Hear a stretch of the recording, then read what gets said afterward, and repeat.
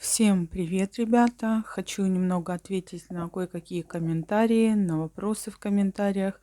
Решила сделать отдельное видео. Вот. Первый вопрос. Несколько человек написали, что что-то, наверное, пропустили насчет работы.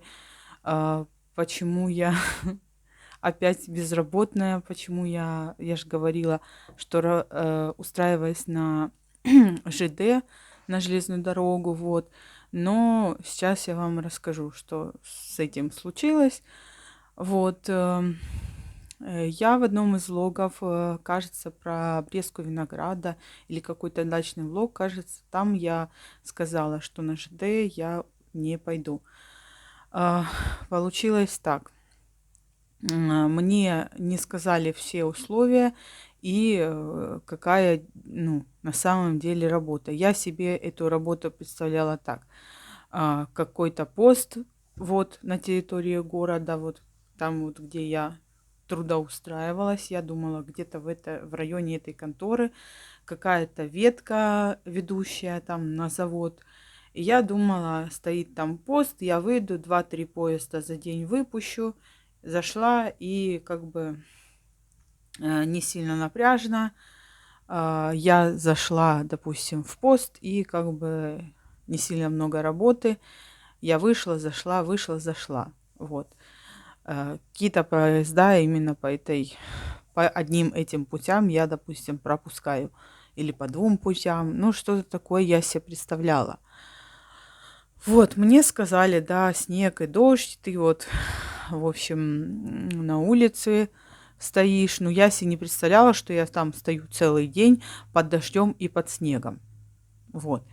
Я потратила 2 или 2,5 недели на оформление в РЖД, прошла кучу всего, потратила 5000 рублей на оформление, 2000 я потратила на перевод своего диплома с украинского языка, 1600 я потратила на это энцефалограмму, плюс 2 справки мне вышли 480 рублей от этого, от нарколога и психиатра.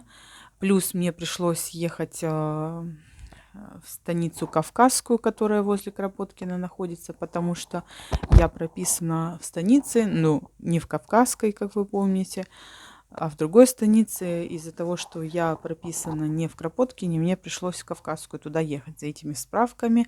Я 2 раза туда ездила, потому что нужно было долго ждать. Я приехала там до обеда, потом справку одну все-таки мне удалось подписать, а вторую справку сказали чисто с 2 часов. Я не стала там несколько часов торчать. Я приехала в Кропоткин домой, привела себя в порядок, покушала. Нет, я там в Кавказской что-то перекусила. Вот, дома привела себя в порядок, потому что мне было очень жарко. Вот, и потом дома еще тоже побыла часок какой-то и поехала за этой справкой. Вот, то есть потраченные деньги еще на проезд. Плюс я ездила в больницу, в поликлинику. Там еще проходила долго и нудно в их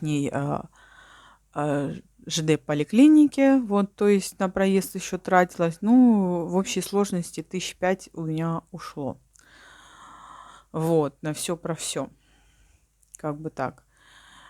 И потом я прошла все, пришла. Вот, значит, отдел кадров, который именно по сигналистам, женщина это сказала, сделайте ксерокопию там чего-то не было ксерокопии. Сделайте ксерокопию, приходите завтра к 2 часам или скольки, я не помню, скольки она мне сказала, или к часу, или к 12. Я не понимала, почему именно ксерокопию вы не можете сделать. У них стоит принтер, вы вполне можете сделать ксерокопию за 10 секунд. И могли бы оформить именно сегодня, а не завтра. Ну, я не стала спорить. Думаю, хорошо. Дома сделала ксерокопию, завтра пришла. Вот, меня поручили, бригадир или кто это, я уже точно не помню должность этого человека. Но, в общем, главный по сигналистам, именно вот такую бригаду меня направили, вот меня, значит, к нему поручили. Пошла я какой-то, прошла прослушала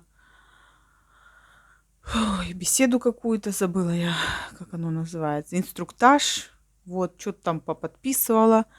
Потом я поподписывала кучу бумаг на работу, типа я оформляюсь, вот.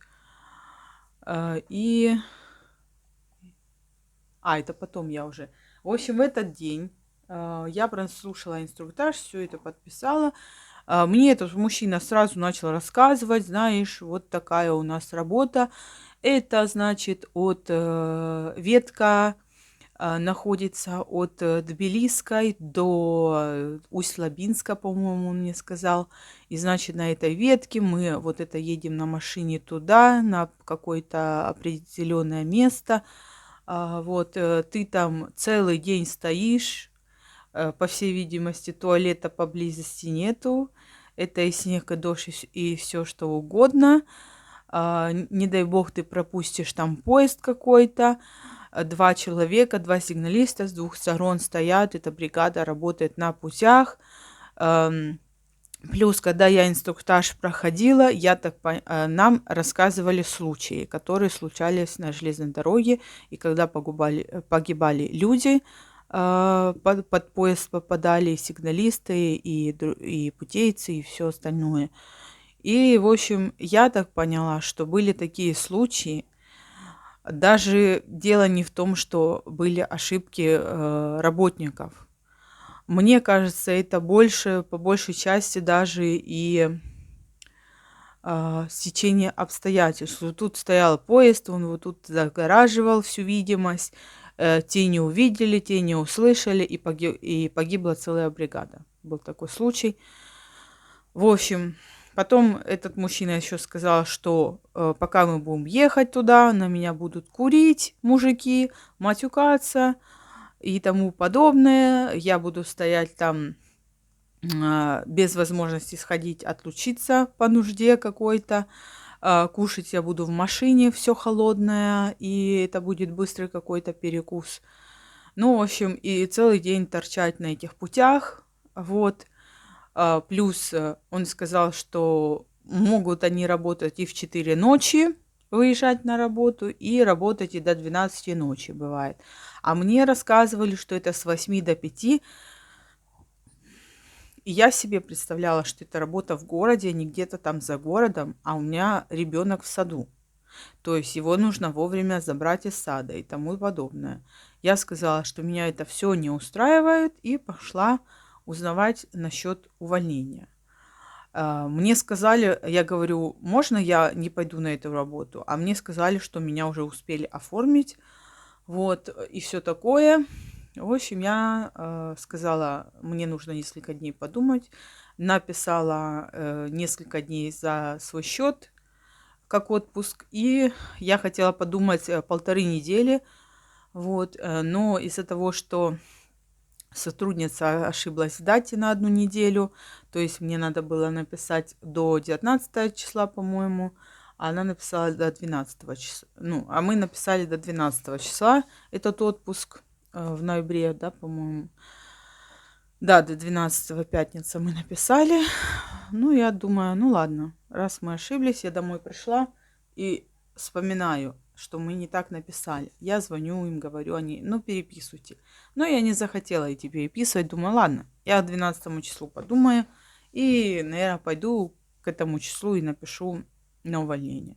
Так я и сделала, я что бы то ни стало решила, что я туда не пойду, что меня все это никак не устраивает. И тот мужчина еще сказал, что зарплата на самом деле не то, что мне пообещали, а 15 от силы, типа того. В общем, рисковать за 15 тысяч, ну, даже если там не 15 тысяч, а столько, сколько мне обещали, это тоже как бы, ну, я не хочу там рисковать жизнью, честно говоря, или простудиться, получить воспаление легких и тому подобное. В общем, я бы написала на увольнение. Потом началось мурыжение с увольнением. Неделю или больше мы ждали, пока подпишет руководитель это заявление. Потом он подписал, но он подписал с отработкой 2 недели, хотя я там не работала, и как бы 2 недели отрабатывать я не собиралась. Вот. Он не понимал, что я там не работала, надо было ему объяснить. Мы пошли объяснять руководителю, что я там ни дня не работала, и просто вышло недоразумение, и я работать не буду. Вот. Вроде как он переписала я заявление, но в итоге меня уволили аж к 30 ноября.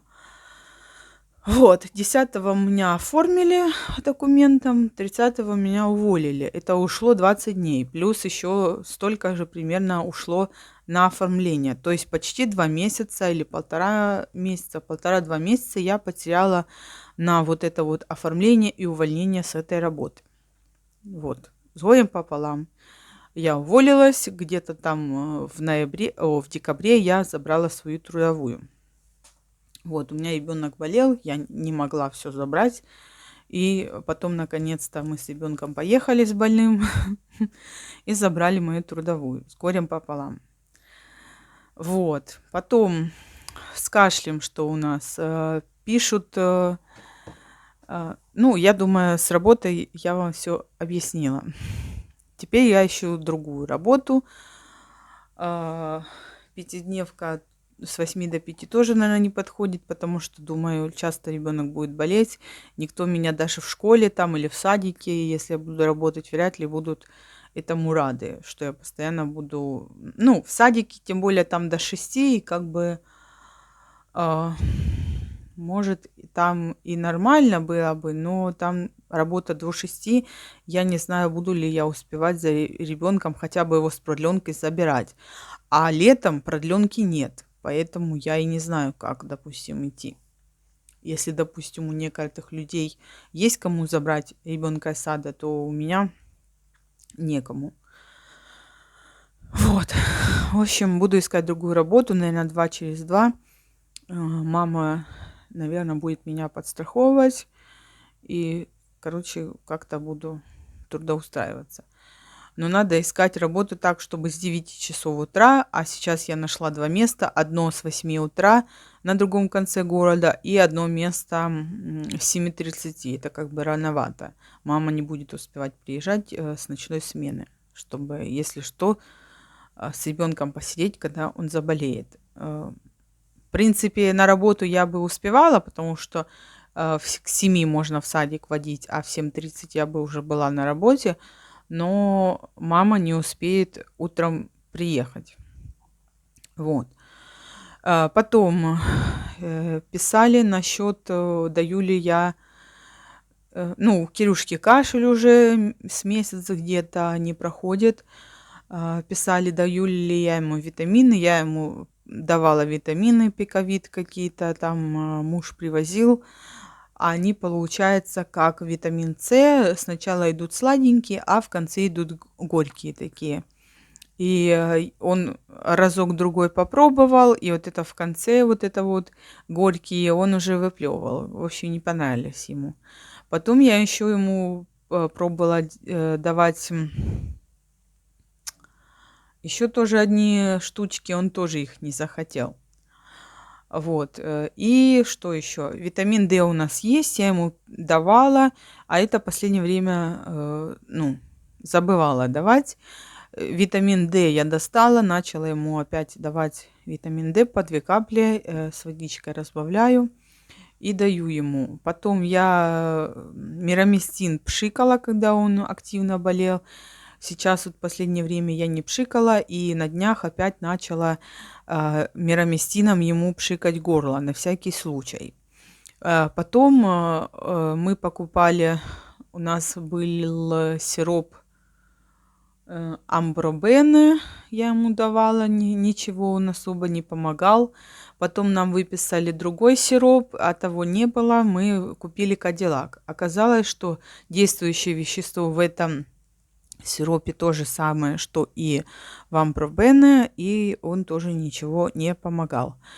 Сейчас нам это самый педиатр выписывал еще какие-то там сиропы, еще вот эти вот лекарства дорогие, которые я так и не купила. Вот. Просто я не понимаю, к чему эти лекарства такие, честно. Я ему сказала, что у меня нет на это денег.